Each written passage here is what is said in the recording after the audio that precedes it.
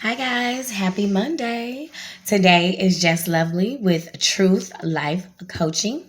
I'm coming today to talk about a brief topic on purpose and position. So, in order to understand your purpose in this life, in order to understand the direction of where you want to go in your life through Christ, I am a spiritual channel. So, I always relate the realistic life as well as spiritual aspect of life in order to help us thrive. And so, with that being said, in order to even understand your purpose and understand the direction of your life, you must understand self. Is extremely important to have a sense of self, to have an identity separate from maybe your family, from your coworkers. I don't believe you should have a separate from your spouse because you are one, but you guys do have your own personality. But if you are dating someone, you need to have a sense of autonomy, the sense that you can think independently by yourself, okay? It is awesome to think collectively, but at the end of the day, you have to choose what's best for your life. And before you can make those sound, educated, executive decisions, you must know self, okay? You have to heal self, love self in order to go in the direction that you should go. So, 3 steps, I'm going to give you 3 steps in order to discover your true self in Christ, and then how you can use that in your purpose and position. So, number one, you truly have to detach from your old principle. How do you say the word? Propensities. There we go. I'm not going to edit this. So you have to separate yourself from those negative propensities, negative mindsets, negative insights, just negative, and toxicity. You have to disengage, because what happens is when you constantly feed your brain those negative, even if you replay negative situations or scenarios in your head, you're just reinforcing those, and those will begin to manifest in your life. Okay, so you got to be extremely careful when you're doing that. Also with that, you have to separate from negative people. Now, this is hard because a lot of times things come disguised as your knight in shining armor, come disguised as a beauty queen, and in retrospect they are extremely toxic and extremely negative, and you have to get away from that, because if not, it's just going to constantly download into your mind, and that's what you're going to begin to do.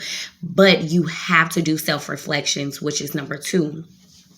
Before you can even understand anything truly about yourself, self-reflections will help you go far in this life. So you must look at self in the mirror, look at self the way that you are, meet yourself where you are and say, I do have a long way to go. Why am I doing this? Why am I being sneaky, conniving, if that's what you're doing? And you got to heal from that, because if not, what happens is you get in your purpose and you sabotage your purpose.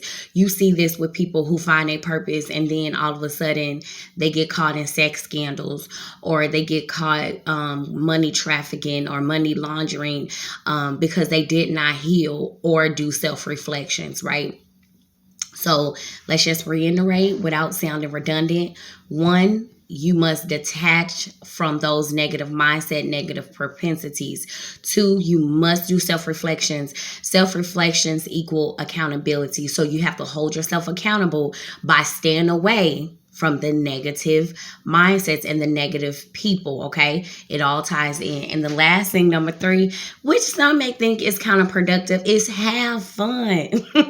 I'm really big on extracurricular activities, embracing yourself, your true self, doing what feeds your soul, okay? Again, not what feeds the soul collectively. Now, for my single mothers, you already know how it goes. You have to do activities with those kids, but then you have to do things that's going to help you.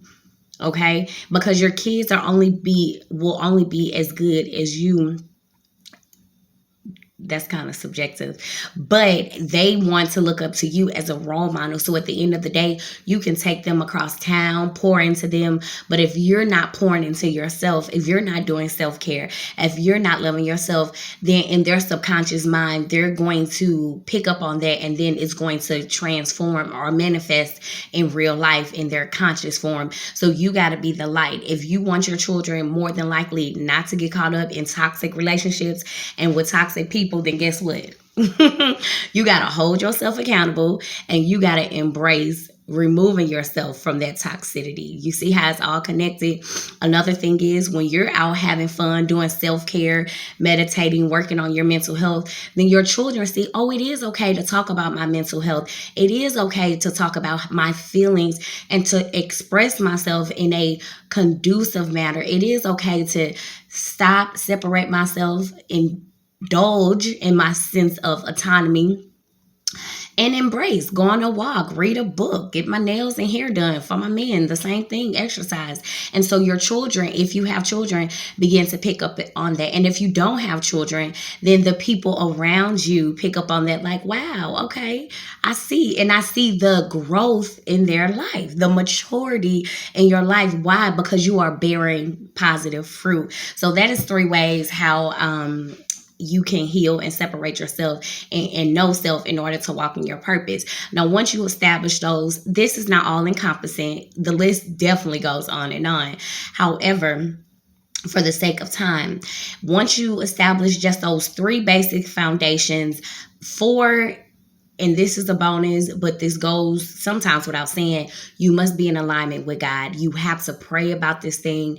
You have to seek out counsel from people who are healed mentally, but you must always pray and ask God to guide you for yourself, okay? Because this is about self. Save yourself, and then you can heal others. So with all of that being said, then you can walk in your purpose. Once you understand what your purpose is, I always tell people, I can't tell you your purpose. This is something that you have to have an intimate relationship with you and God, and He begins to say, okay, this is your gift. A lot of people have an inkling already of what their purpose is, but we like to play naive, like we don't know, but we know.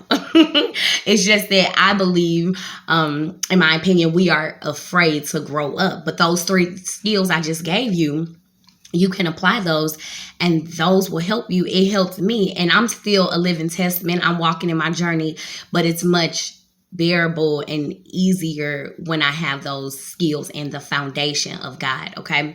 So with that being said, you walk in your purpose, and then your position.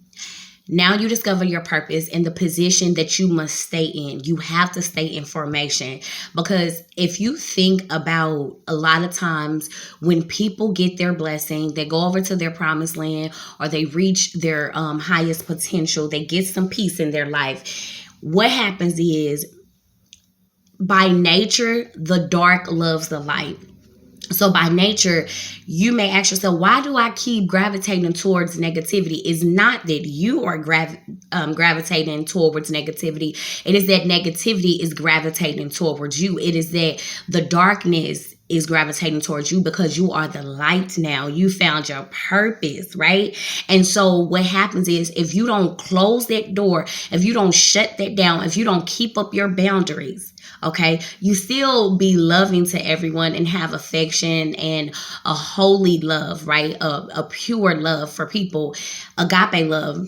That is normal. You still have that. But some situations you can't entertain. Why? Because it gets you out of position. It gets you out of that positive, forward-thinking mindset, and you regress all the way back to what you was before you applied those 3 things I gave you, before you found your purpose. And what is that? It's detrimental.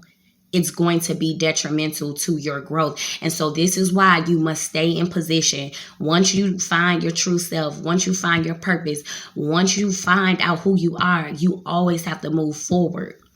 I'm telling you now, a lot of times relationships don't work on purpose, and it is a blessing from God. But when you get healed and you get yourself together, that does not mean you go back, because a lot of times when you go back, those people aren't ready. They're not ready, and you can't not force someone to find their purpose. That's why, as your certified life coach, I don't recommend people getting a life coach if they don't even have an idea or an inkling of self in the direction or the vision where they want to lead themselves, because it's going to be so much work that a life coach, we're not equipped for that. We are here to help you. We are like your stepping stones and your cheerleader, rather. If you need more mental help, like a therapist and a counselor, then you seek out that support. But when you are ready to move forward in your life and evolve, then you seek out the support of a life coach. Okay, so I hope those skills made sense. I really do hope you apply those.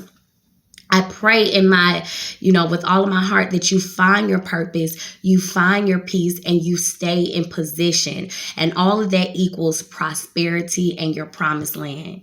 You get a PPP.